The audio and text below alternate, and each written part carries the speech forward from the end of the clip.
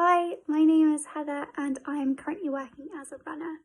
I live in Hertfordshire, but I mainly work in London. A runner is an entry-level role into television and everyone starts there. It's one thing that I didn't realise about the industry that sets it apart from others is that no matter what route you want to go down or how high up you eventually get, everyone has been a runner. So runners are basically an extra pair of hands, so the job is super varied. The role will change depending on whether you work in the office, out on location or in the studio. But it's typically things like fetching cups of tea, making sure that all the crew are fed and watered, set dressing, buying props, sorting out paperwork, or it could even be babysitting the talent. I started off working on The Mummy Diaries, which is on ITV, but I've also worked on Made in Chelsea and Britain's Got Talent. I would say that the best thing about working in TV is all the different people that you meet. Because most contracts are quite short and usually only last a couple of months, you are constantly meeting all kinds of different people. Sometimes you're lucky and you get to work with the same people again, and you'll often find that if someone you've worked with before is working on a project, they'll refer you and they'll bring you on too. So I got into telly because, in all honesty, I was really stuck with what to do when it came to graduating. I did a degree in modern history and I just knew that the corporate life wasn't really for me.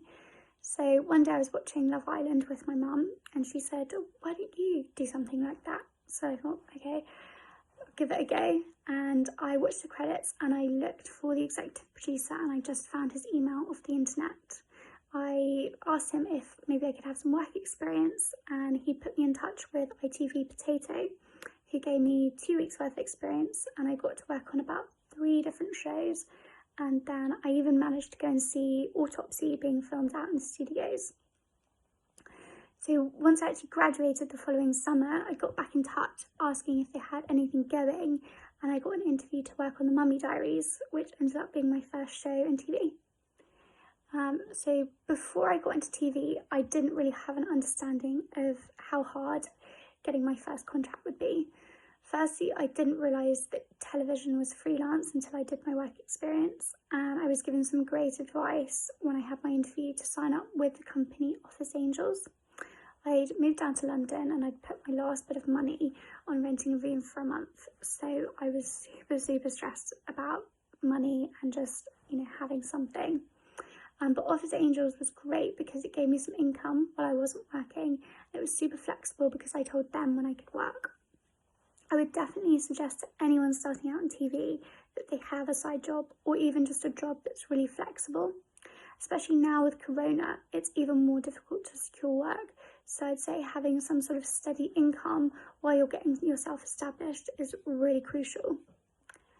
A mistake I made in TV is pretending to do something when I hadn't. I got an interview for Made in Chelsea and they'd asked me if I was a confident driver in central London. I said, yep, absolutely, no worries, when the truth was I had never driven in London before, and I'd soon learned that that was a completely different ballgame. But the worst of it was that they asked if I could drive a van, and I'd not done this before. I bent the truth and said that I had on a few occasions driven a van, but then when it actually came to it and I'd got the job, they gave me a 9-seater Mercedes.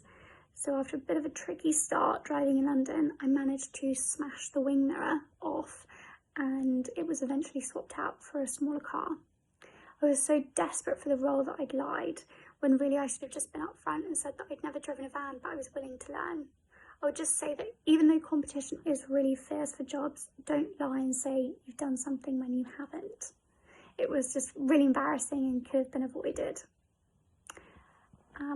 I would say the biggest thing that I would have benefited from Creative Train was getting advice from people already in the industry. When I started out, I didn't know anyone, so I didn't know anything about the TV world. I didn't know it was freelance or even how to get my first job.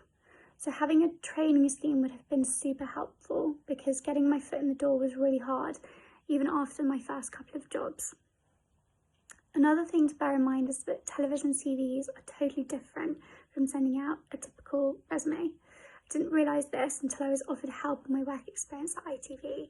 So I'd really have benefited from Creative Train's workshops and CV help. I really wish when I started out that Creative Train was on offer, because I think it offers invaluable advice to people starting out that otherwise isn't readily available.